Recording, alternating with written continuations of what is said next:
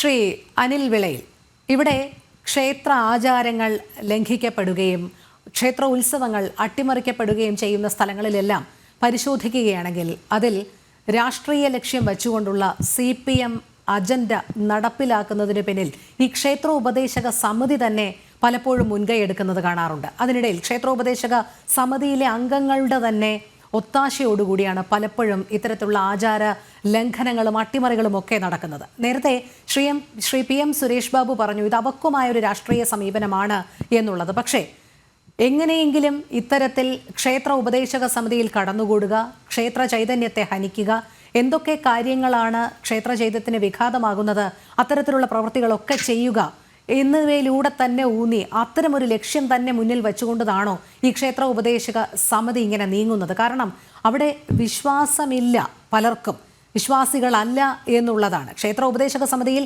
എങ്ങനെയും കയറി പറ്റുക, പിന്നീട് തുടർന്നുള്ള നീക്കങ്ങൾ തങ്ങളുടെ രാഷ്ട്രീയ ഇംഗിതത്തിന് അനുസരിച്ചായിരിക്കണം എന്നുള്ളൊരു അജണ്ട വെച്ച് പുലർത്തുന്നുണ്ടോ ഇതിൽ പലരും? തീർച്ചയായിട്ടും ശ്രീ സുരേഷ് ബാബു സൂചിപ്പിക്കുന്ന ഒരു കാര്യമുണ്ടായി. ഒരു അപക്വമായ ഒരു സംഭവമായിട്ടാണ്. ഈ അപക്വതയ്ക്ക് ഒരു പര്യായ മതപദം ഉണ്ടെങ്കിൽ കേരളത്തിലെ കമ്മ്യൂണിസ്റ്റ് പ്രസ്ഥാനം തന്നെയാണ്. എല്ലാ തെറ്റുകളും അവരെ പിന്നീട് പുനർവിചിന്തനം നടത്തുമ്പോൾ അക്കാലത്ത് ചെയ്ത തെറ്റാണ് എന്ന് പറയുന്നു. ഇപ്പോഴും അത് തന്നെയാണ് സംഭവിച്ചിരിക്കുന്നത്. അപക്വത എന്ന വാക്ക് അദ്ദേഹം ഉദ്ദേശിച്ചത് ഈ ക്ഷേത്രവുമായി, കടക്കൽ ക്ഷേത്രവുമായി ബന്ധപ്പെട്ടുള്ള ഭാരവാഹികളെ ഉദ്ദേശിച്ചായിരിക്കില്ല. കേരളത്തിലെ കമ്മ്യൂണിസ്റ്റ് പ്രസ്ഥാനത്തിലെ പൂർണ്ണമായ അർത്ഥത്തിലാണ് അപക്വമായ നേതൃത്വമാണ് എന്ന് നമുക്ക് വിശേഷിപ്പിക്കാൻ സാധിക്കുന്നത്. നമ്മൾ കുറച്ച് ഇതിന്റെ ഈ കമ്മ്യൂണിസ്റ്റ് പ്രസ്ഥാനത്തിന്റെ ചരിത്രത്തിലേക്ക് ഇറങ്ങുമ്പോൾ അവരുടെ താത്വിക ആചാരന്മാരായിട്ടുള്ള EMS ഉൾപ്പെടെയുള്ള ആൾക്കാർ പല കാലഘട്ടത്തിലും ഇതിനെപ്പറ്റി പല രീതിയിലുള്ള പ്രസ്താവനകളും വ്യാഖ്യാനങ്ങളും ഒക്കെ ഇറക്കിയിട്ടുണ്ട്. നമ്മൾ ഈ സമീപ കാലഘട്ടത്തിലെ കേരളത്തിലെ ക്ഷേത്രങ്ങളായിക്കൊള്ളട്ടെ, സരസ്വതി ക്ഷേത്രങ്ങളെന്ന് നമ്മൾ വിശേഷിപ്പിക്കുന്ന കലാലയങ്ങളായിക്കൊള്ളട്ടെ, ഇത് രണ്ടുമാണ് ഒരു സമൂഹത്തിലെ മാതൃകാപരമായി പ്രവർത്തിക്കേണ്ട സംവിധാനങ്ങൾ. ഈ രണ്ട് സംവിധാനങ്ങളെയും ഹൈജാക്ക് ചെയ്തുകൊണ്ട് ആ രണ്ട് വേദികളെയും, ക്ഷേത്രങ്ങളെയും കലാലയങ്ങൾ എന്ന് പറയുന്ന സരസ്വതി ക്ഷേത്രങ്ങളെയും ഒരു അരാജകത്വത്തിന്റെ വേദിയാക്കി മാറ്റുന്ന പ്രവണതയാണ് കഴിഞ്ഞ കുറേ കാലമായി കേരളത്തിൽ കാണാൻ സാധിക്കുന്നത്. ഓരോ ദിവസവും റിപ്പോർട്ട് ചെയ്യപ്പെടുന്ന വാർത്തകളും തത്തുല്യമാണ്. കഞ്ചാവ്, മയക്കുമരുന്ന്, MDA പോലുള്ള രാസലഹരി വസ്തുക്കളാണ് ഈ സരസ്വതി ക്ഷേത്രങ്ങളിൽ. അതിനകത്തൊക്കെ പിടിക്കപ്പെടുന്ന പ്രതികൾ എന്ന് പറയുന്നത് കമ്മ്യൂണിസ്റ്റ് പാർട്ടിയുടെ യുവജന സംഘടന അല്ലെങ്കിൽ വിദ്യാർത്ഥി സംഘടനയുടെ പ്രവർത്തകരാണ്. അല്ലാത്ത ക്ഷേത്രങ്ങളിൽ ഇത്തരത്തിലുള്ള കാര്യങ്ങൾക്ക് നേതൃത്വം കൊടുക്കുന്നത് DYFI പ്രവർത്തകരാണ്. നമ്മൾ മനസ്സിലാക്കേണ്ട ഒരു കാര്യം, നമ്മളുടെ CPMന്റെ നേതാവും ഇപ്പോഴത്തെ മന്ത്രിയുമായ ശ്രീ P രാജീവ് 2019 ജനുവരി മാസം 12-ാം തീയതി ഒരു ദേശാഭിമാനി പത്രത്തിലെ വിശ്വാസവും കമ്മ്യൂണിസ്റ്റ് പാർട്ടിയും എന്ന് പറയുന്ന ഒരു ലേഖനം എഴുതുകയുണ്ടായി.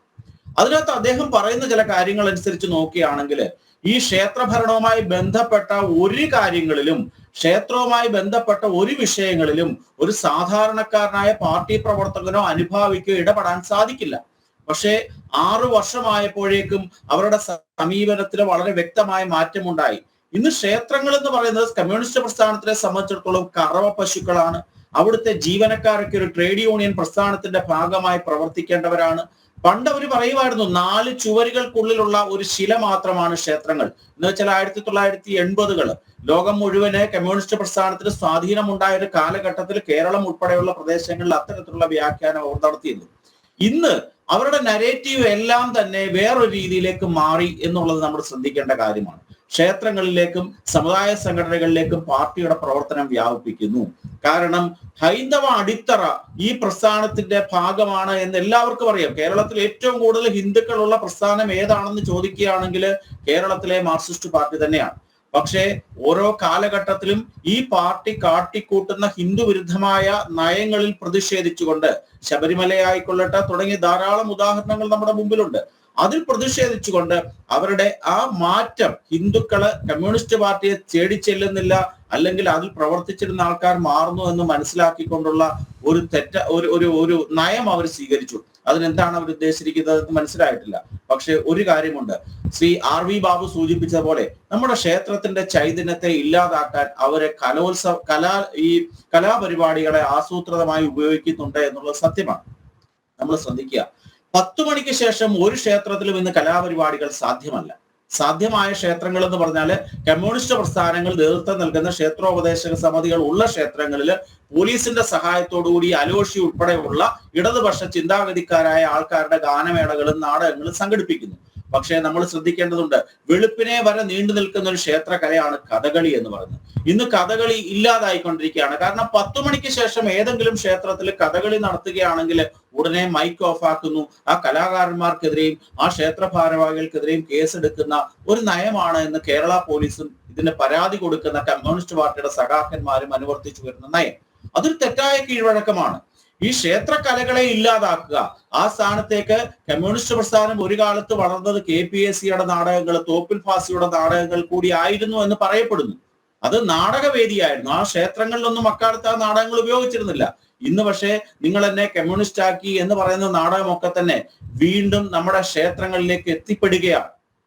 അല്ലെങ്കിൽ അവർക്ക് ആ നാടകം കളിക്കാൻ 10 മണിക്ക് ശേഷം അവസരം ഒരുക്കുമ്പോൾ നമ്മളുടെ കഥകളി ഉൾപ്പെടെയുള്ള ക്ഷേത്ര ആചാരത്തിന്റെ ഭാഗമായിട്ടുള്ള കലാരൂപങ്ങളെ ആ ക്ഷേത്രത്തിന്റെ പടിക്ക് പുറത്തേക്ക് പിണ്ടം വെച്ചിറക്കുന്ന കാഴ്ചയും നമ്മൾ കാണുന്നുണ്ട്. നമ്മൾ ശ്രദ്ധിക്കേണ്ടതുണ്ട്. ഇപ്പോൾ കമ്മ്യൂണിസ്റ്റ് പാർട്ടി പ്രവർത്തകർക്കൊക്കെ വലിയ വിശ്വാസമാണ്. അതവരുടെ വൈരുദ്ധ്യാത്മികമായ പൗരുദ്ധ്യാത്മിക രാഷ്ട്രീയമാണ് അവർക്കുള്ളത്. എന്ന് വെച്ചാൽ വിശ്വാസമില്ല, മതം മനുഷ്യനെ മയക്കുന്ന കറുപ്പാണെന്നൊക്കെ അവർ ഒരു വശത്ത് പറയുമ്പോൾ പാർട്ടി തന്നെ ഇത്തരത്തിലുള്ള ആൾക്കാരെ ക്ഷേത്രങ്ങളിലേക്ക് പറഞ്ഞു വിടുകയാണ്. ഒരു കാര്യമുണ്ട്, ശ്രീ സുരേഷ് ബാബു സൂചിപ്പിച്ചതുപോലെ ഒരു ചൈതന്യമൊന്നും ഈ കമ്മ്യൂണിസ്റ്റ് പാർട്ടി പ്രവർത്തകർ ഇത്തരത്തിലുള്ള ഒരു ഗാനമേള നടത്തിയത് കൊണ്ടോ, പുഷ്പനെ അറിയാമോ സഖാക്കളെ എന്നൊക്കെയുള്ള പാട്ട് പാടിയത് കൊണ്ടോ കേരളത്തിലെ തകർന്നു വീഴുന്ന ക്ഷേത്ര ചൈതന്യമൊന്നും ഇല്ല എന്ന് ഞങ്ങൾക്ക് പറയാം. കേരളത്തിലെ ക്ഷേത്ര ചൈതന്യം അപ്രകാരം തകരുകയായിരുന്നുവെങ്കിൽ കേരളത്തിലെ ക്ഷേത്രങ്ങൾ എന്നേ നശിക്കപ്പെട്ടേനെ. ടിപ്പുവിന്റെ കാലത്ത് 1921 മലബാറിലെ എത്രയോ ക്ഷേത്രങ്ങളാണ് തച്ചുടച്ചത്. ആ ക്ഷേത്രങ്ങൾ തച്ചുടച്ച ശക്തികൾക്കൊക്കെ ആരാണ് പെൻഷൻ നൽകിയത്? കേരളത്തിൽ മാറി മാറി വന്നിട്ടുള്ള ഇടത് സർക്കാരാണ് അവരെയൊക്കെ സ്വാതന്ത്ര്യ സമര പോരാളികളായി വിശേഷിപ്പിച്ചുകൊണ്ട് ക്ഷേത്ര ധ്വംസകർക്ക് ആ പെൻഷൻ നൽകിയത്. അത് തെറ്റായ കീഴ്വഴക്കമാണ് അത്തരത്തിൽ സൃഷ്ടിക്കപ്പെട്ടിട്ടുള്ളത്. ആ ക്ഷേത്രങ്ങളുടെ ഒന്നും ചൈതന്യം പോയിട്ടില്ല. ആ ക്ഷേത്രങ്ങളുടെ സ്വത്തുക്കളിൽ മാത്രമാണ്. ഈ ചൈതന്യത്തെ ഒന്നും കവരാന് ഈ ലോകത്ത് ജനിച്ച, ഈ ഭാരതത്തിൽ ജനിച്ച ഒരു ശക്തികളും സമ്മതിച്ച് നൽകില്ല എന്ന് ഈ കമ്മ്യൂണിസ്റ്റ് പ്രസ്ഥാനത്തിന് അറിയാം. അപ്രകാരം ഒരു വളർച്ച അവർക്ക് കേരളത്തിൽ സാധ്യമായിട്ടുമില്ല. 1925 ഒരേപോലെ തുടക്കം കുറിച്ച 2 പ്രസ്ഥാനങ്ങളുടെ ഇന്നത്തെ അവസ്ഥ നമ്മൾ മനസ്സിലാക്കണം. ഇവര് കാണിക്കുന്ന കാര്യങ്ങളൊക്കെ തന്നെ എന്തിന്റെ അടിസ്ഥാനമാണ്? അവർക്കൊരു വ്യക്തിത്വ, ഒരു ഐഡന്റിറ്റി അവർക്കില്ല എന്നുള്ളത്. ഒരു കാറൽ മാർക്സ് പറഞ്ഞ അല്ലെ കമ്മ്യൂണിസ്റ്റ് മാനിഫെസ്റ്റോ അനുസരിച്ചാണോ ഇന്ന് കേരളത്തിലെ കമ്മ്യൂണിസ്റ്റ് പ്രസ്ഥാനം പ്രവർത്തിക്കുന്നത്? അല്ല. അവർക്ക് മൂന്നാമതും ഭരണം കിട്ടണം. അതിനുവേണ്ടി സംഘടിത വോട്ട് ബാങ്കിനെ പ്രീണിപ്പിക്കാൻ വേണ്ടി, ഇവിടുത്തെ സുഡാപ്പികളെയും ഇവിടുത്തെ ജിഹാദികളുടെയും കയ്യടി കിട്ടാൻ വേണ്ടി ഇത്തരത്തിലുള്ള പ്രവർത്തനങ്ങൾ ചെയ്യുന്നു എന്ന് മാത്രമേ ഉള്ളൂ. അതുകൊണ്ട് ക്ഷേത്ര ചൈതന്യം ഒന്നും തകരുമെന്ന് ഞങ്ങളും വിശ്വസിക്കുന്നില്ല. അത് ആ പാർട്ടിക്ക് സാധിക്കത്തുമില്ല. ഇവിടെ അതിനെതിരെ ശക്തമായ ഒരു ഹൈന്ദവ വികാരം ഉണർന്നു വരുന്നുണ്ട്. ഒരു കണക്കിന് നല്ലതാണ്. ഇത്തരത്തിലുള്ള തോന്നിവാസങ്ങൾ കാട്ടിക്കൂട്ടുമ്പോൾ നിഷ്പക്ഷമായി കമ്മ്യൂണിസ്റ്റ് മാർക്സിസ്റ്റ് പ്രസ്ഥാനങ്ങളോടൊപ്പം നിൽക്കുന്ന സാധാരണ സനാതന ഹൈന്ദവ വിശ്വാസിയായ സഖാക്കന്മാരുടെ ചിന്ത മാറുമെന്നുള്ളത് തീർച്ചയാണ്. അവരും ശരിയുടെ പാതകളിലേക്ക് ചിന്തിക്കും. ഈ കാട്ടിക്കൂട്ടുന്ന തോന്നിവാസങ്ങളെ ഒരിക്കലും സാധാരണക്കാരായിട്ടുള്ള കമ്മ്യൂണിസ്റ്റ് പാർട്ടിയുടെ അനുഭാവികള് സമ്മതിച്ചു കൊടുക്കില്ല. ഇത്തരത്തിലുള്ള പ്രവർത്തനങ്ങൾ തുടരുകയാണെങ്കിൽ അതിൽ കൂടെ ആയിരിക്കും കേരളത്തിലെ കമ്മ്യൂണിസ്റ്റ് പ്രസ്ഥാനങ്ങളുടെ തകർച്ച ഉണ്ടാകുന്നത് എന്നുള്ളത് കൃത്യമാണ്. അത് എഴുതി വെക്കേണ്ട കാര്യമാണ്. അപ്രകാരമുള്ള സംഭവിക്കും. ഇവർ വിചാരിച്ചാലൊന്നും ക്ഷേത്ര ചൈതന്യം തകരില്ല.